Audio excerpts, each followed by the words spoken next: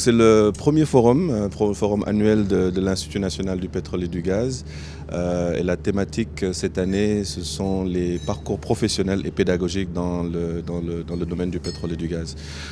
Nous avons, depuis les découvertes au Sénégal, nous avons noté un manque, disons, au niveau de l'information sur les métiers, sur l'état des lieux, dans certains cas, dans les parcours pédagogiques aussi pour accéder au niveau du pétrole et du gaz. Et donc ce forum vise à répondre justement à beaucoup de questions que les gens se posent. Quels sont les métiers du pétrole et du gaz? Comment y accéder? Quels sont les parcours professionnels pour justement y arriver, que ce soit au niveau des filières techniques, au niveau des lycées, mais aussi au niveau de l'université. Donc l'idée en fait est d'avoir dans ce forum un esprit participatif, donc des institutions sénégalaises, mais aussi des institutions étrangères, et aussi une espèce de mise en relation pour permettre aux gens de comprendre, pour permettre aux gens d'identifier justement le chemin qu'ils veulent prendre pour arriver dans cette nouvelle industrie du pétrole et du gaz. Et l'INPG est un peu un facilitateur dans ce cas-là. Lorsque nous parlons de pétrole et de gaz, l'anglais technique, disons, est la langue de l'industrie. Donc à ce niveau-là, il est important que les gens justement puissent converser dans cette langue-là, puissent justement avoir ce côté technique. Et donc nous, au niveau de l'INPG, nous avons déjà entrepris des démarches avec des institutions de la place, mais aussi avec le British Council, pour mettre en place des programmes d'anglais technique et les intégrer dans nos programmes déjà courants. Lors du panel précédent, nous avons vu que c'est un sujet qui a passionné les foules, mais de façon positive à mon avis. Donc les gens étaient plus dans la recherche de solutions et comment justement intégrer ça, comment l'appliquer à leur quotidien.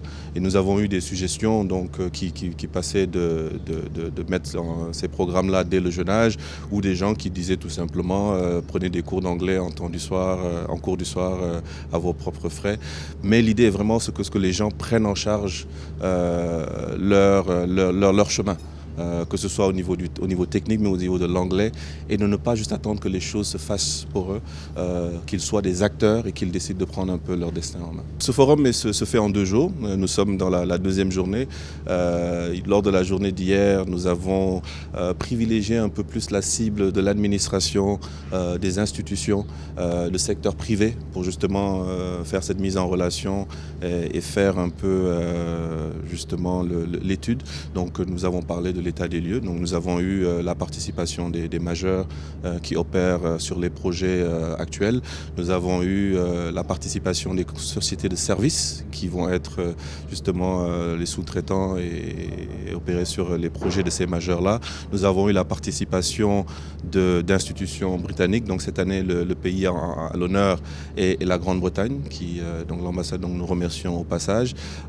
Donc ces institutions-là sont là, mais aussi des institutions de la place, des institutions privées. Donc vraiment un aspect participatif ouvert, dans un échange de discussion, dans la bonne humeur, passionné que nous avons eu. Nous avons eu des débats très intéressants. Et donc aujourd'hui, dans la deuxième journée, nous avons privilégié plus la cible des étudiants pour les éduquer, pour les informer à tous les niveaux. Donc nous avons des étudiants du lycée de la Fosse par exemple, nous avons des étudiants de différentes institutions polytechniques et des écoles polytechniques de l'État. Et l'idée est vraiment, encore une fois, de leur donner un certain bagage informationnel pour leur permettre de prendre des choix avisés. Et donc nous avons peut-être environ 200 étudiants dans cette salle qui sont, je pense, très passionnés et intéressés.